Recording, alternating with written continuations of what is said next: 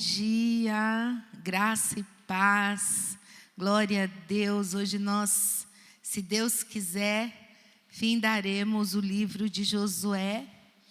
No domingo passado, nós fomos até o capítulo 6, onde nós vimos a história da Raabe. Vamos orar? Senhor, muito obrigada por esse tempo. Obrigada pela oportunidade que o Senhor nos dá de estudarmos a Tua Palavra. Vem e fica conosco, Espírito Santo. Nós te convidamos nessa manhã, no nome de Jesus. Amém. Amém. E a gente falou de Raabe. Vamos hoje falar sobre as conquistas de Josué, que foram muitas. A gente vai falar de algumas, mas o domingo passado, no capítulo 6, a gente viu que a Raabe, ela é salva. A gente sabe que depois ela vai aparecer lá na frente, porque ela vai se tornar uma israelita, né? Não uma israelita, mas ela vai fazer parte do povo de Israel. E daí a gente vai ver essa história maravilhosa de como uma prostituta entra na descendência de Davi e vai fazer parte da genealogia de Jesus. E aí você pensa o seguinte: mas meu Deus, como que é isso? Como que uma mulher prostituta entra na genealogia de Jesus? Aí nós vemos na história de Raabe que ela foi justa diante de Deus.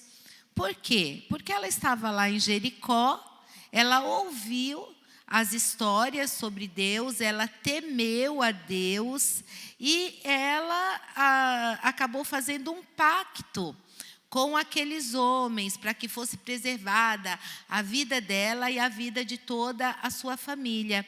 E aí, quando você começa a ler, você vê que ela fala, Iavé, o único Deus. Então, ela percebeu realmente, este é o único Deus. O Deus que estava sendo servido lá em Jericó, a cidade que ela pertence, esse aí não é Deus.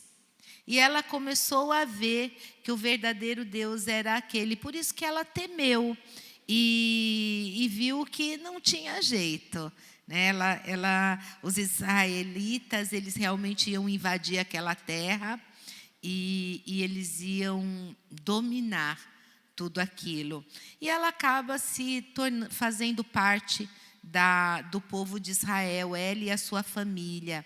E é importante a gente entender isso, porque é importante a gente entender sobre a misericórdia de Deus, porque muitas vezes a gente não percebe isso, a gente só fala, mas Deus mandou matar todo mundo lá, destruir aquelas cidades todas. Não, você veja bem que Deus preservou a vida de alguns que ali, em meio de tanta injustiça, andaram em justiça. Até Israel vai fazer acordo com alguns povos, e nós vamos ver que algumas pessoas vão ser salvas. Daí no capítulo 7, a gente vê a derrota de Ai por causa de Acã. Em uma das aulas nós até falamos sobre isso, falamos sobre a capa de Acã, porque ele toma parte lá dos despojos dessa cidade, de coisas que deveriam ter sido destruídas, e o povo tinha acabado de conquistar Jericó, estava ali todo mundo motivado com a moral lá em cima, porque, gente, Jericó foi algo sobrenatural, e Deus, ele quis realmente que fosse dessa maneira, para que as pessoas entendessem, olha, eu estou com vocês, vocês podem ir, podem seguir Josué, eu continuo com vocês, assim como fui com Josué, eu vou com Moisés, eu serei com Josué e eu vou estar com vocês nessa batalha da conquista da terra. Então a gente vê que Jericó foi algo mesmo sobrenatural, para que o povo entendesse realmente isso. E nessa cidade de Ai, era para eles entrarem e destruir tudo. Acontece que o Acã chega lá e vai e acaba tomando posse do que não deveria. É interessante que eles falam assim: a cidade de Ai não é muito grande, não precisa mandar todo mundo, vai só uma parte e a outra parte fica para descansar, manda só um número reduzido, porque Deus já tinha dito que ia entregar a cidade para eles. Eles não esperavam que fosse haver uma derrota. E até a gente vai ver o Josué clamando a Deus, e Deus fala: Josué, por que você está prostrado aí? Se levanta. E aí fala para o Josué: o povo pecou. E é por isso que está acontecendo isso. O povo pegou das coisas contaminadas, das coisas que não devem ser usadas, as coisas condenadas. E aí Deus fala: olha, lança sorte e você vai descobrir quem é que fez isso. E daí a gente vê novamente aqui eles lançando sorte, que geralmente é o Urim e o Tumim, e eles lançam desses instrumentos, e não é especificado no Antigo Testamento e nem no Novo Testamento como que é exatamente esse Urim e Tumim, mas a gente vai ver em vários momentos o uso dele. O Urim e o Tumim era algum instrumento que tirava sorte, que era usado pelo sacerdote e era visto como a vontade de Deus naquele tirar a sorte. Você vai ver quando fala em tirar sorte, vamos tirar a sorte para ver quem vai ser o primeiro rei de Israel. Aí a sorte caiu sobre Saul. Aí a gente vai ver isso, tirou a sorte. Então entende-se que Samuel, sendo um sacerdote, ele usou também Urim e Tumim em determinados momentos. E então é descoberto o Acã. Ele reconhece que pecou contra Deus, e essa derrota foi porque ele se apossou de coisas que deveriam ser destruídas, porque Deus havia falado: vocês não vão pegar nada. Inclusive, gente, era costume dos povos daquela época, quando você tomava outros povos, você pegava os bens, mas os bens que não eram de oferenda. O povo naquela época, eles tinham seus deuses e vários bens, coisas raras, coisas caras, que eles entregavam àqueles deuses. Então, quando um povo conquistava o outro, vinha e tomava aquele povo, era costume não tomar aquilo, destruir qualquer oferenda que havia sido dada aos deuses daquele povo. Então, a ideia que dá aqui nesse texto é que o Acã, provavelmente ele viu aquela capa babilônica, que poderia ter sido ali uma capa que estava no templo do deus de Ai, ou de algum ídolo, e ele tomou aquilo, e Deus tinha dito para destruir totalmente. E aí a gente vai ver, inclusive, que quando eles vão para Ai da segunda vez, Deus fala diferente, né? Deus fala: diferente do que aconteceu em Jericó, que era para vocês destruírem absolutamente tudo, em Ai vocês podem ficar com alguns despojos, vocês podem pegar o gado. Então, eles poderiam ficar com aquilo, mas isso depois da questão do Acã. Antes disso, não. E Acã foi e pegou coisa valiosa, pegou prata, pegou ouro e a capa babilônica, que é como descreve o texto bíblico. Ele fez escondido, ele escondeu ali debaixo da tenda dele, e quando ele é descoberto, a consequência cai por toda a família dele. Toda a família morre por causa daquilo.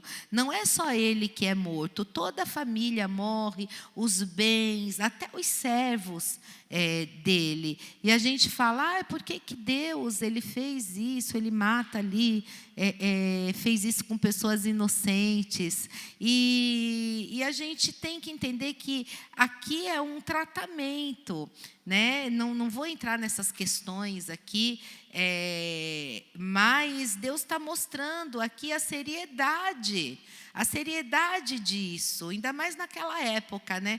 Que era o seguinte, causa e consequência. E nós falamos sobre isso numa outra aula. E a gente pode até ver que o pecado de uns, muitas vezes, abrange muitas pessoas. Por exemplo, se nós temos um prefeito que não age corretamente, isso recai sobre nós. Um governo que não age corretamente, isso vai recair, as consequências vão recair sobre todos nós.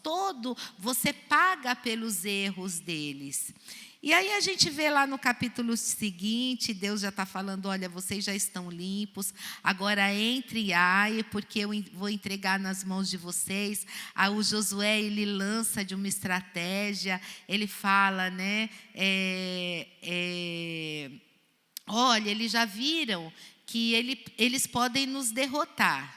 Então, vamos fazer assim, a gente faz um grupinho, vai até eles, e eles vão atrás de nós para nos derrotar. Quando eles começarem a correr atrás da gente, um outro grupo entra na cidade e aí toma a cidade. E aí eles entraram na cidade, tocam fogo e depois encontram esse grupo que está correndo do exército de Ai e vão atacar o exército.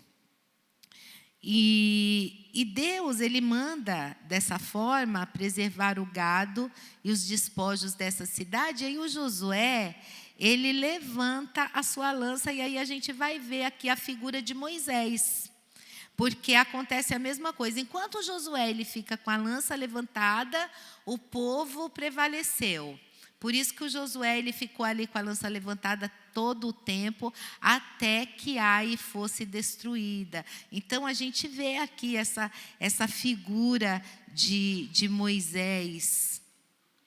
E o Josué ele está seguindo as orientações deixadas pelo Moisés, ele lê a aliança para todo o povo, como Moisés já tinha instruído ele, olha, vocês vão subir lá no Monte Ebal e no Monte Gerizim, e você vai ler a aliança lá para eles, Josué. E o Josué ele faz exatamente como o Moisés instruiu.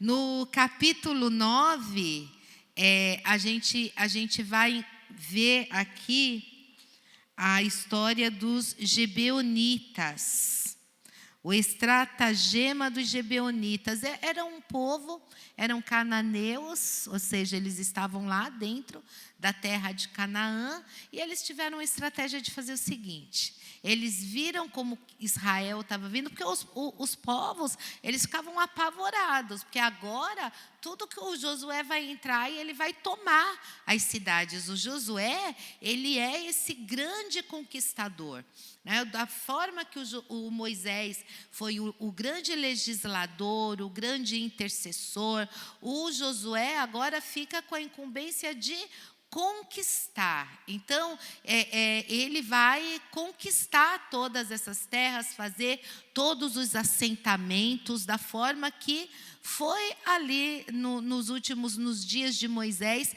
estabelecido, né, para o povo. Olha, você vai ficar com essa terra, você vai ficar com esse lugar, você vai ficar com aquele, e essa agora é a função de Josué, conduzir o povo nessas conquistas. E os gibeonitas, paralisados de medo, eles têm uma estratégia. Eles falam, vamos fazer o seguinte, né? Eles estão vindo, a gente vai chegar lá em Josué, nos príncipes de Israel, e a gente vai fazer uma aliança com eles. E nós vamos dizer que nós somos dessa terra. Então, o que eles fizeram? Eles pegaram roupas velhas, roupas rasgadas, se vestiram delas, calçados velhos, colocaram pano de saco, chegaram lá com trapos, pegaram pão bolorento, vinho estragado e chegaram lá para eles e falaram: olha, a gente é um povo de uma terra aqui muito longe, muito distante. A gente está muito longe daqui, a gente é de um outro lugar. E a gente está procurando um lugar, e nós vimos histórias sobre vocês, e sabemos que vocês saíram do Egito, e a gente quer fazer uma aliança com o povo de vocês. E eles contam essa história. A gente vai ver aqui no capítulo 9, 14 e 15. Então, os israelitas tomaram da provisão e não pediram conselho ao Senhor.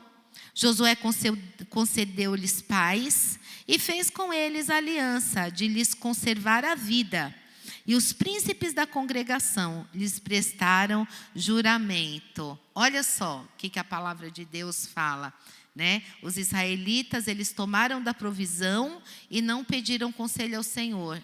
Antes de consultar ao Senhor, o Josué vai e faz aliança com esse povo para preservar a vida deles. E o que quer dizer eles tomaram provisão?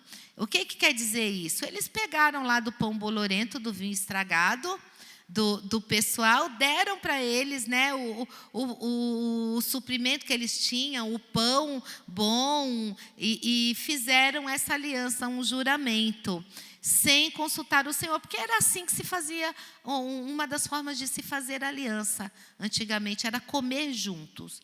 Nós vamos aqui fazer essa refeição, você vai pegar o que é teu, eu vou pegar o que é meu, e a gente vai fazer essa refeição juntos aqui para firmar uma aliança. E eles não consultaram o Senhor. Se eles tivessem consultado o Senhor, Deus ia falar: olha, vocês estão sendo enganados. Esse pessoal aí, eles estão enganando vocês. Eles são dessa terra, sim. Eles estão dizendo que são de outra terra, mas é mentira. Eles fazem parte do povo que eu mandei vocês destruir. E daí, quando chega no capítulo 16 e 17, ao cabo de 3 dias depois de terem feito aliança com eles, ouviram que eram seus vizinhos e que moravam no meio deles. Pois, partindo os filhos de Israel, chegaram às cidades deles ao 3º dia. Suas cidades eram Gibeão, Zefira, Beerote e Querite Jearim. Então, o que acontece? Josué não pôde conquistar essas cidades, porque ele tinha feito uma aliança com esse povo, e a aliança ele teve que honrar, tanto que lá na frente esse povo entra em guerras, e o Josué vai ajudar na guerra por causa dessa aliança. Por que ele fez aliança com o inimigo? Porque ele não consultou a Deus primeiro. Diferente de nós, a gente não faz isso. Imagina que a gente vai fazer aliança com alguém sem consultar Deus. Então, são essas alianças que a gente acaba fazendo com o inimigo. Por quê? Porque não consulta o Senhor. Acho que mais ainda nós, que somos de uma igreja profética, e igrejas proféticas onde existem profetas, um profeta na liderança da igreja, profetas no meio do povo. Então, muitas vezes a gente tem algo importante para realizar. Nós temos uma missão que Deus nos deu, e o inimigo sabe dessa missão, e ele vai vir, sim, ele vai vir com estratégias, como esses gibeonitas fizeram. Ele vai se disfarçar, sim, de anjo de luz, de amiguinho, e acaba que você, sem orar ao Senhor, acaba sendo levado por uma boa conversa, levado pela aparência, às vezes tem uma lábia. Quantas alianças erradas, não é verdade? Às vezes você conhece, uma moça conhece um rapaz, e ele parece que é última bolacha do pacote. Ele é bom em tudo, até bom demais para ser verdade, né, gente? Bom demais o negócio. Desconfia, né? A moça, nossa, ela é perfeita, desconfia, viu? Não serve ao Senhor. Mas eu gosto da igreja, eu gosto de ir para a igreja. Não, imagina, você pode servir. E aí você acaba fazendo alianças que muitas vezes vão dificultar a tua vida para o resto da vida. Porque você vê, a aliança aqui é inquebrável. Não interessa se foi com o inimigo. Fez aliança, acabou. A aliança é inquebrável. Então, o Josué, ele vai ter que engolir esse povo, ele não vai poder entrar naquelas cidades. E Deus já tinha falado, vocês vão entrar, vocês vão destruir, inclusive esse povo aqui.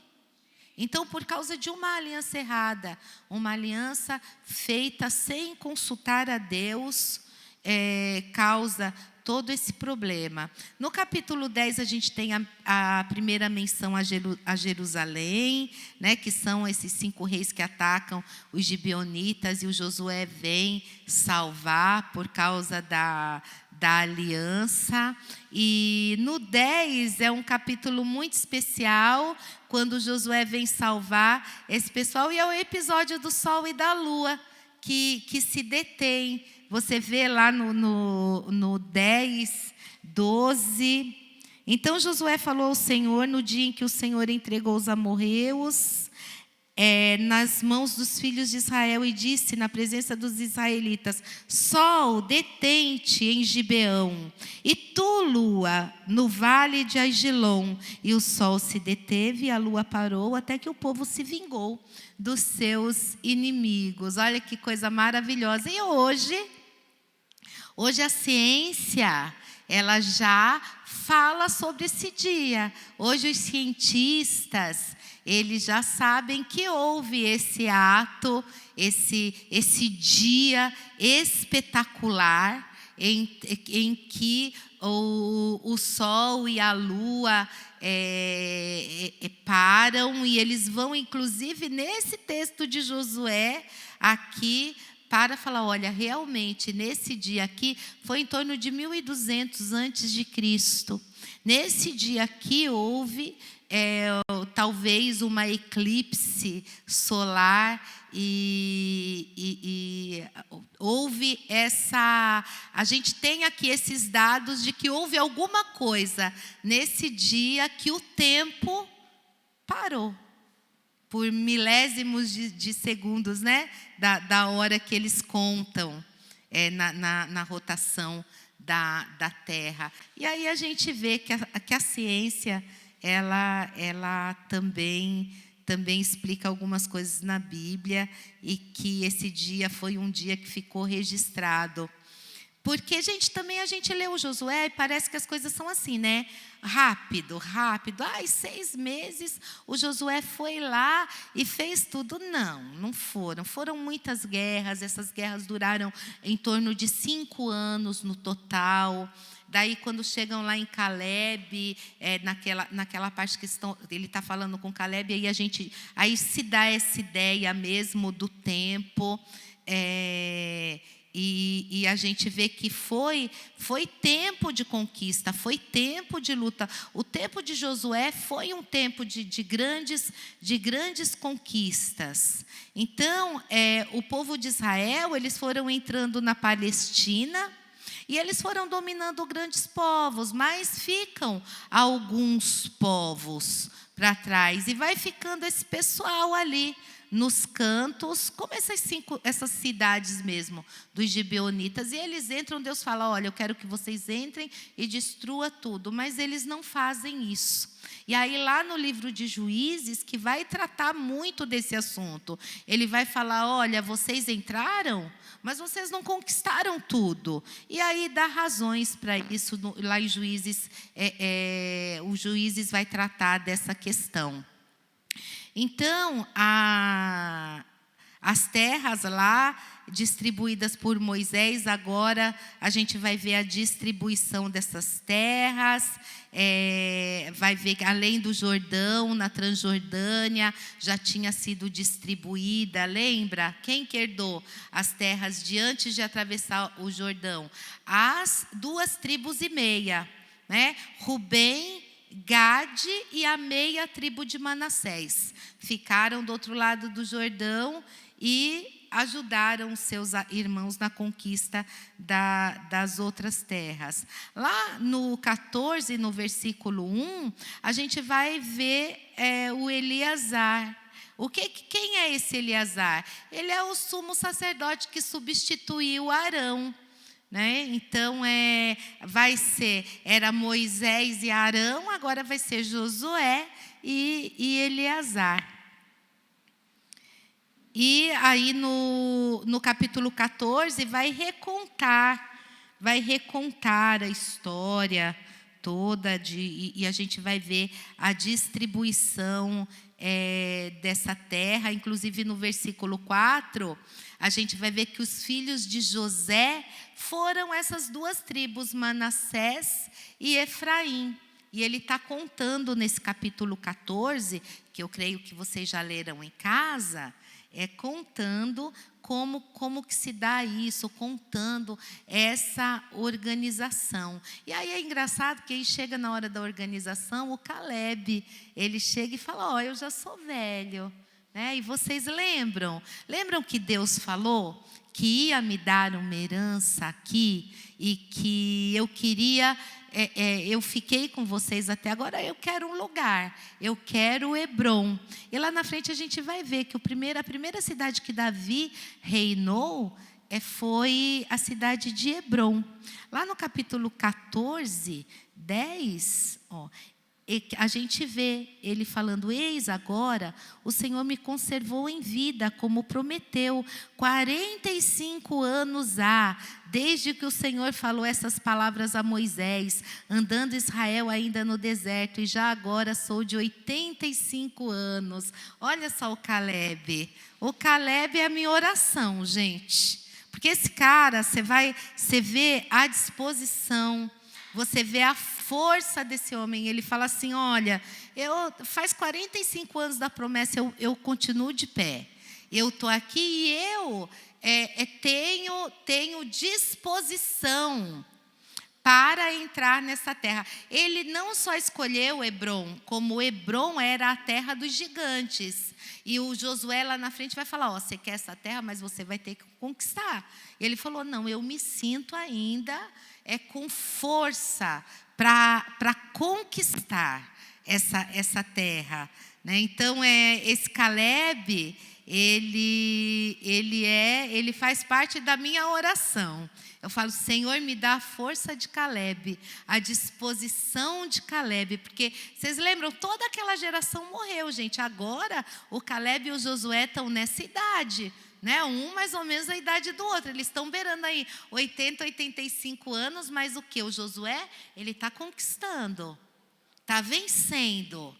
E o Caleb fala, não, eu quero Hebrom. Hebrom era uma terra ótima, só que...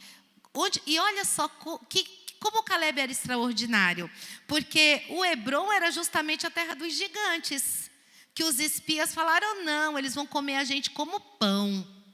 Né? Caleb fala, não, eu quero essa terra. E aí ele vai e realmente Deus dá a terra para ele conforme Deus prometeu. No capítulo 15, a herança das tribos, o relatório com dados geográficos, né? Então é bem interessante para a gente entender aquela região e como se dá toda essa conquista. E o Caleb, ele não era hebreu, gente, ele era quenezeu. Ele não fazia parte de nenhuma das 12 tribos de Israel. Quem que era o Caleb? Ele era um daqueles estrangeiros que saiu do Egito com o povo de Israel. Lembra que quando o povo viu tudo que Deus fez nas pragas, o povo falou, que isso, esse que é o Deus verdadeiro. E muitos egípcios, muitas pessoas de outras terras, porque o Egito, ele era como São Paulo, ele tinha assim, gente de todo lugar do mundo. Então, muita gente viu aquilo e seguiu o Moisés. E o Caleb foi um deles. Aí no capítulo 17, a herança da meia tribo de Manassés. No 18, o resto da terra é dividido em 7 partes.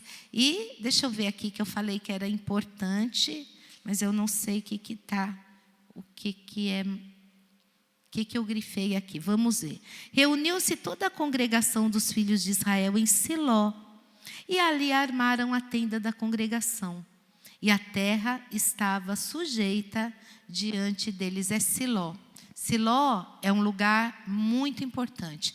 É um lugar onde vai ficar lá a tenda armada. Onde vai ficar a arca da aliança. E Siló vai acabar sendo um ponto de referência. Daqui para frente, nós vamos ler os outros livros e a gente vai ver muita referência a Siló. Por quê? Porque Siló é a cidade aonde está a tenda, aonde está a arca do Senhor. Né? Então, as pessoas elas vão vir todo ano ali em Siló. A Ana subia a Siló. Não era Jerusalém, né? Era a Ana subia ali a Siló, onde está a tenda da congregação, está armada, e a gente vai ver essas referências, Samuel falando de Siló. Mas quando a gente chega lá em Jeremias, no capítulo 7, e esse capítulo é um sermão famoso de Jeremias, que se chama o Sermão do Templo, que ele vai falar assim, vai ver, que Deus vai falar, vai ver lá o que eu fiz em Siló. Era a casa do Senhor, e eu o destruí, porque o povo foi infiel lá. Da mesma forma, eu vou destruir esse templo aqui, porque vocês têm sido infiéis. Aí o povo falava, não, porque eles oravam assim, templo do Senhor, templo do Senhor, templo do Senhor. Eles achavam o seguinte, que se eles tinham o templo ali, eles estavam salvos por causa do templo. E eles começaram a fazer coisas que eles não deviam, ir por caminhos de infidelidade. Aí o Senhor fala, olha, vocês pensam que porque vocês têm templo, vocês estão garantidos? O templo não garante ninguém, não. Do jeito que eu destruí lá em Siló, eu vou destruir vocês também. E aí a gente vê que esse povo, ele acaba sendo cativo lá para a Babilônia. Então Siló é lembrado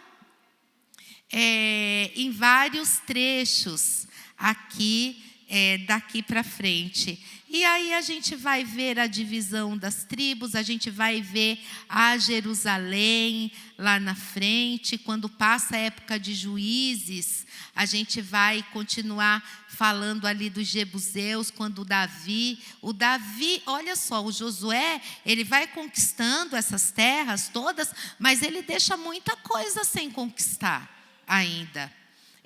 Ele não conquista tudo que ele tinha que conquistar. Porque você vê que a Jerusalém ela ainda estava nas mãos dos jebuseus. É Davi quem vai conquistar Jerusalém muito tempo depois, lá na frente. E ainda ficou muita terra para se conquistar.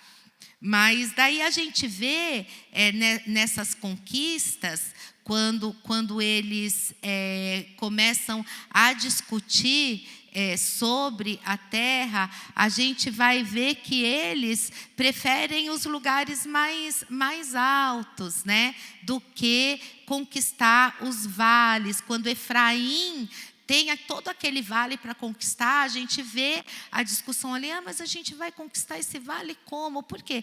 Quando eles estão conquistando lá os montes, eles não precisam de carro de guerra, eles não precisam de muita estrutura de guerra.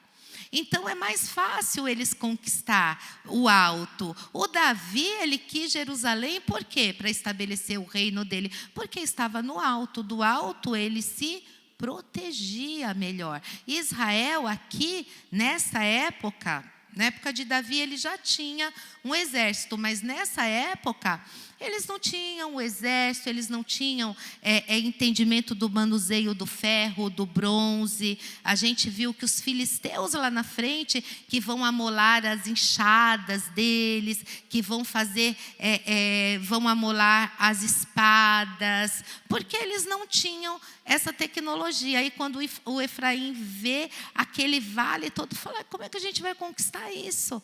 Porque os povos daqui, eles têm carros de guerra, e a gente não tem nada. Era um bando de escravos, gente. 40 anos no deserto, eles não eram um exército. E aí o Josué fala, não, você pode ir que você vai conquistar. Deus vai te dar essa terra. E aí a gente vê o povo de Israel conquistando, o Josué incentivando eles. A gente vê a importância dessas divisões. O Josué abençoando essas tribos. E no final do livro, Josué exorta o povo a observar a lei do Senhor.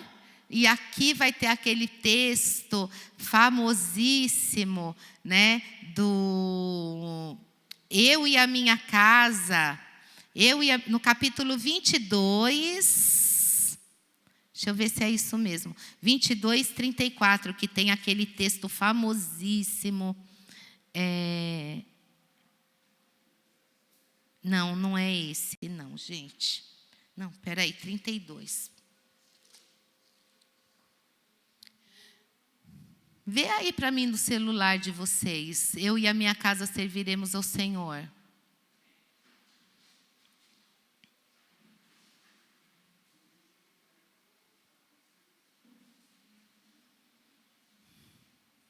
Aqui no meu tá 22. Ah, também eu não ia mesmo, gente, porque é 24, né? 24, aqui, está marcado, obrigada.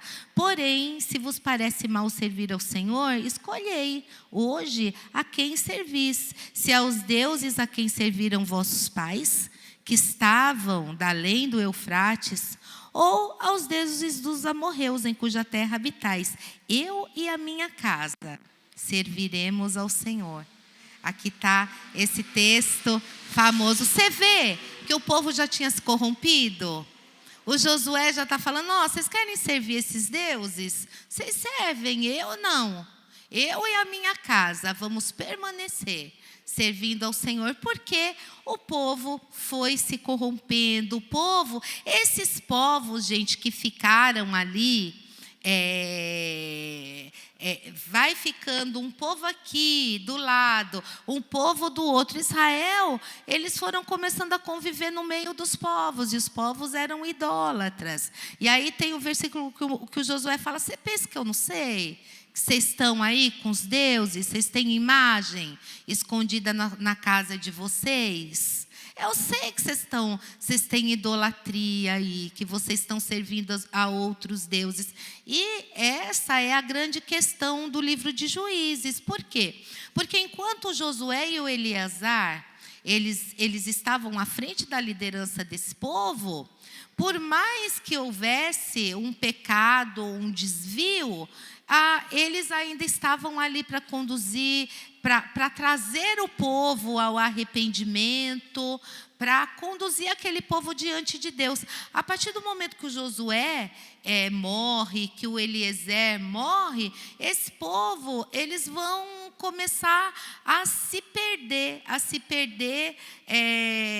cada vez mais, e a gente vai encontrar, domingo que vem, um povo na época de Juízes, que a gente vai ver que aquele povo começava a servir a Deus, daqui a pouco caía, começava a ir de mal a pior, aí Deus ia, levantava um juiz, o juiz lutava pelo povo, o povo se arrependia, vencia. Passava um tempo, o povo caía de novo, aí levantava um juiz, e assim a gente vai ver o livro dos Juízes a semana que vem. Amém?